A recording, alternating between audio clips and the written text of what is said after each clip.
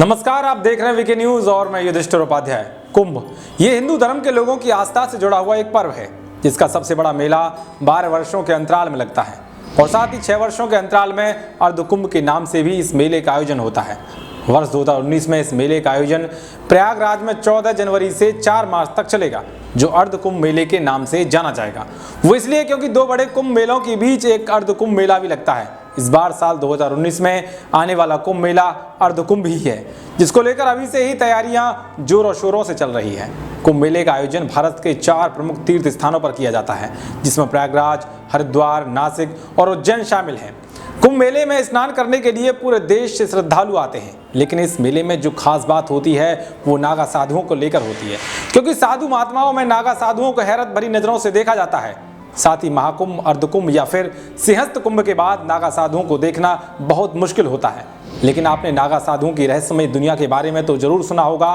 क्या आपने कभी महिला नागा साधुओं के जीवन के बारे में सुना है? तो इसलिए आज हम आपको बताएंगे महिला नागा साधुओं से जुड़ी कुछ रोचक जानकारियां जो पुरुष नागा साधुओं से एकदम अलग हैं। दरअसल महिला नागा साधुओं का जीवन सबसे अलग और निराला होता है। इनको गृहस्थ जीवन से कोई मतलब नहीं होता। इनका जीवन भी कई कठिनाइयों से भरा हुआ होता है। दुनिया में क्या हो रहा है इस बारे में इन्हें कोई मतलब नहीं है। इनके बारे में हर एक बात निराली होती है। दरअसल इनकी जिंदगी इतनी आसान नहीं है, क्योंकि नागा साधु बनने के लिए इनको बहुत कठिन परीक्षा से गुजरना पड़ता है। बताते हैं कि इनकी परीक्षा कोई 1 या फिर 2 दिन की नहीं होती। इनको नागा साधु या सन्यासन बनने के लिए 10 से 15 साल तक कठिन ब्रह्मचर्य का पालन करना होता है। जो भी महिला साधु या सन्यासन बनना चाहती है, उनको अपने गुरु को इस बात का विश्वास दिलाना पड़ता है कि वो साधु बनने लायक है।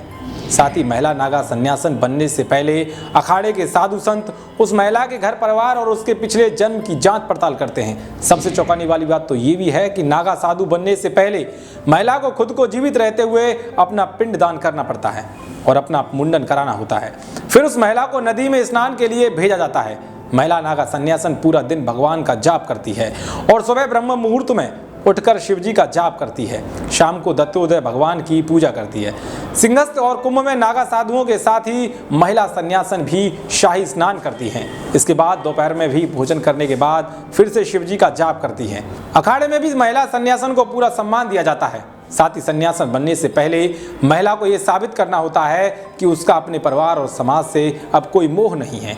इस बात की संतुष्टि करने के बाद ही आचार्य महिला को दीक्षा देते हैं।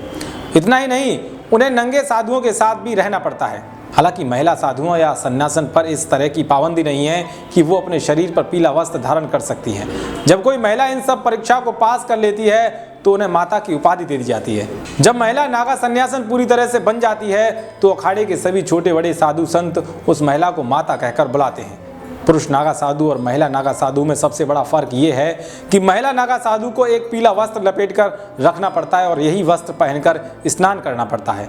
नग्न स्नान की अनुमति नहीं है, यहाँ तक कि कुंभ मेले में भी नहीं। परंतु पुरुष नागा साधुओं के लिए ऐसा कुछ नहीं है। आपको हमारी ये जानकारी कैसी लगी कमेंट बॉक्स में ज़रूर बताएं। ऐसी तमाम तरह की जानकारी पूर्ण खबरों को पाने के लिए देखते रहिए वीके न्यूज़। शुक्रिया।